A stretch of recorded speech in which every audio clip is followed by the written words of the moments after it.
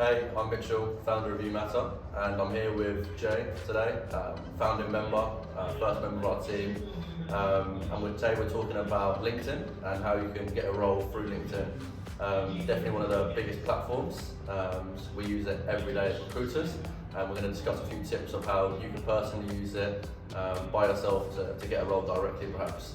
So Jay, the reason we brought you here is because having your best year in recruitment so far, despite the market being, I'd say, the most difficult, definitely interesting market, but the easiest at the same time.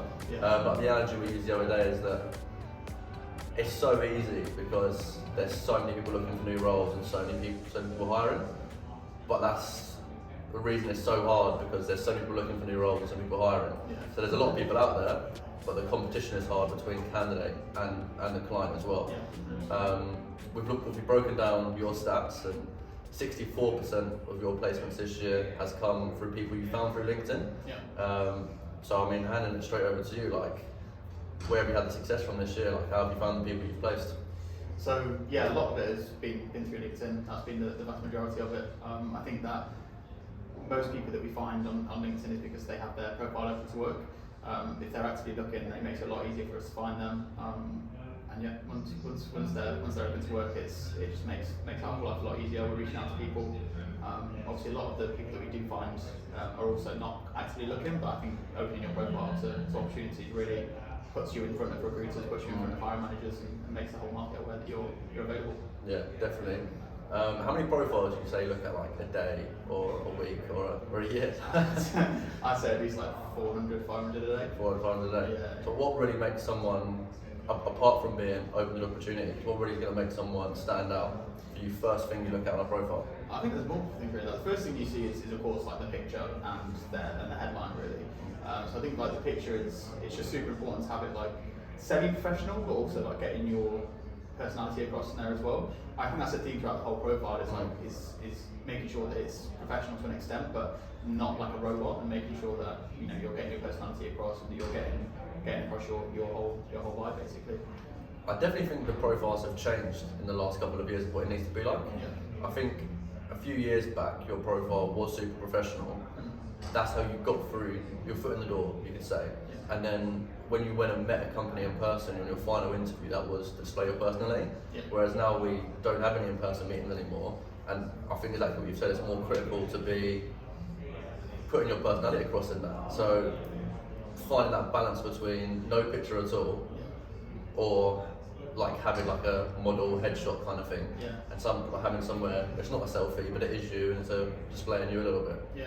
And because there are so many people looking now, like there's so many more options for these companies for people to look at. It's important to get your personality across straight away rather than wait until the interview stage, because at the moment there's just so much competition. Like I do think now that candidates and engineers have control because there's so many people, there's so many options out there, but at the same time there's so many options these companies to pick from, so if you're not getting your personality across straight away, then it can make it more difficult for you. Yeah, 100%. You talked about being open to work as well, right?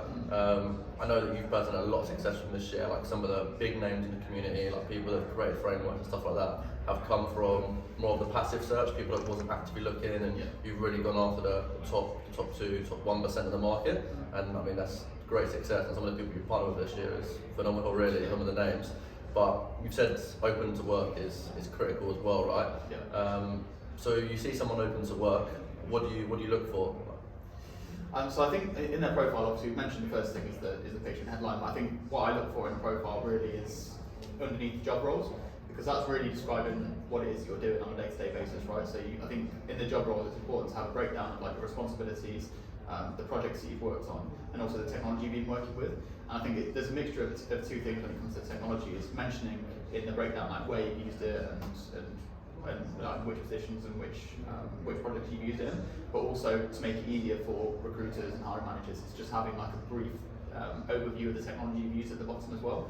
So if you've been using React, TypeScript, that kind of thing, it's just like listing that at the bottom. It might not seem like the way that most people want to do it, but it just makes it a lot easier for people that are looking for a job. Actually. I think what you said there, it's the brief summary really that people are looking for. I've seen profiles with nothing on, and it's really not that helpful. And then there's profiles with like essays written under each page. So I think it's finding that balance between listing what they've really done, like how they personally made an impact with that team, and like the tech stack as well, like buzzwords for the recruiters to have a look at really quickly. And that's, if you're doing a passive search as well, like you said earlier, is the buzzwords is how you find people, not how you necessarily select people to reach out to, but it's very really how you find them. So yeah, I think those descriptions are important for the roles you've done. Like if you've come out of school and you're working at a pet store, like what you've done there isn't probably relevant. Like changing a cat's litter tray probably isn't relevant, but what you've done as an engineer in your first year, second year, third year, how you've progressed, what you've done there, I think that's what these guys need to be outlining. Yeah, definitely. I think if you're early on in your career as well, it's important to have your journey on there. But like you say, you don't need to go into a full description on like the job you had through university or whatever it may be. Like, just important to. For these guys early on as well, is there anything that they could make them stand out a little bit more as well? Because when we look at seniors, they have years to talk about. Yeah. But what do you say for someone a bit more junior, or someone who's been in the same role for a bit of a longer time, or wanting to get into a new tech stack? Like, what can these guys do? I think it's a lot about what you do outside of work. So like, if you're going to conferences, going to meetups, putting yourself out there and even speaking at conferences and meetups, and doing workshops, even like online courses, that kind of thing. Anything that you can do to bulk out your profile as such and give us more to talk about is going to benefit you. Because at the end of the day, like when we send an engineer to one of our clients, we're essentially selling that engineer to the client. And the more we have to talk about, the more selling points that we have, it's going to make you more attractive, make you stand out from the crowd. If you've got 4 years experience, for example, and you've been working in the perfect tech stack for our client and working on the exact type of projects that they're looking for, there's going to be 10 other engineers that do that as well. So if you've been speaking at conferences, speaking at meetups, and really putting yourself out there in the community, that's going to make a world of difference when we're introducing you to our clients. 100%. Meetups and conferences, I know it's a bit harder now, not being face to face, but it seems like they're getting back to them. What I think as well is will probably set someone apart is maybe like some personal development courses, like Coursera. Like we know the ones that people could set themselves apart. Companies look for education. I had a conversation I have with clients that you should never really rule someone out because they haven't got a bachelor's or master's degree in computer science or whatever. But on top of that, like sometimes even more important than I think actually is the personal development courses. Like are they doing stuff in their spare time, whether it's personal projects or certifications? Underneath all your work experience, I think that's equally as important, because like you said, in the competitive market where everyone's looking, someone might have the same years of experience and the same bachelor's degree. So what are they doing differently? I think it comes down to those certifications. Yeah, and I think the personal projects that you touched on there as well, like having an active GitHub where you've been uploading personal projects and showing people what you're working on, is not only going to sell you more to the client, but sometimes if they're looking to get people through the process very, very quickly, we can even skip out technical stages if you've got some impressive code on there. Rather than doing like a take-home assignment, for example, you can have a half-an-hour conversation about one of the projects you've done. So not only does it benefit you and help you stand out, but also can help you out through the process as well. We talked a minutes ago about passive and open to work. I thought it would be quite beneficial to touch on how I personally work with a lot of engineers.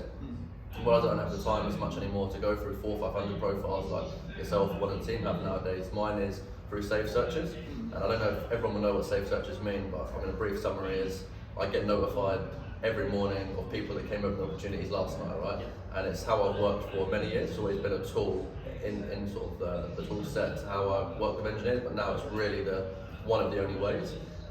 So I would have like a location set up of like one of our clients in Spain, for example, looking for a full stack engineer, and I'll have some keywords, and every morning I'll get notified of the people that changed yesterday. My client offers relocation, but I can't search the whole world, unfortunately. So something I would always recommend to engineers, especially if they're looking to relocate, is for them to change their profile. So if they're in, let's say, anywhere in South America or someone else in Europe, and they're really looking to move to Spain, they're set on it, then for them to change their location, wherever they are, to Madrid, for example, or Barcelona or anywhere like that, to really fall into these safe searches and put themselves at the top of the pack when people like myself or you or one of the team starts looking for them. Yeah, 100%. Anything you can do like that to put yourself in front of recruiters, in front of hiring managers, it's going to help you out a lot if you're looking for a new job. And I think, especially when you're looking to relocate, it's a bit more of a task for a lot of the hiring managers. So it's important to get yourself in front of as many people as possible when you're looking to do that. Absolutely. So when someone's got their profile done, it's looking good, it's looking attractive. What would you suggest they do next on LinkedIn? And this platform's got 800 million users, 57 million different companies. I think it's a billion interactions every week. There's a lot of stuff going on there. So if once an engineer has got their profile ready to go, ready for people to look at, what do you think they can do next using LinkedIn? I think one of the things that I would do personally is I would seek out an expert in the field that I'm looking for. So rather than waiting for a recruiter to come to you, go and find a recruiter that specialises in your field. If you're looking for a new role and you're a front-end engineer, you're working in React, go and find someone that specialises in React.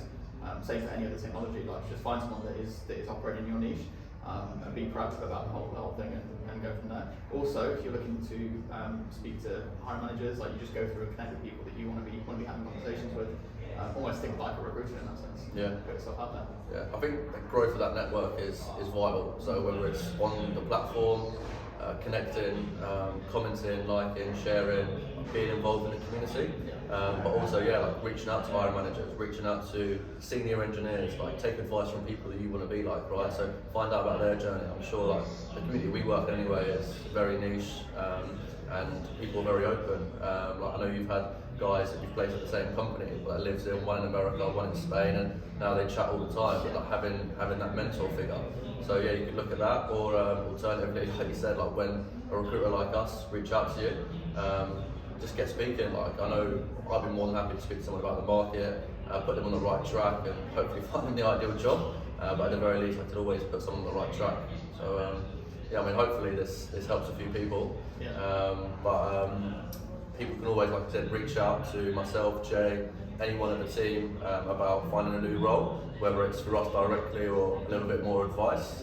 So if you are looking for a new role, feel free to reach out, and feel free to check out the blog with a lot more tips in as well. We're going a little bit more depth about each of these points.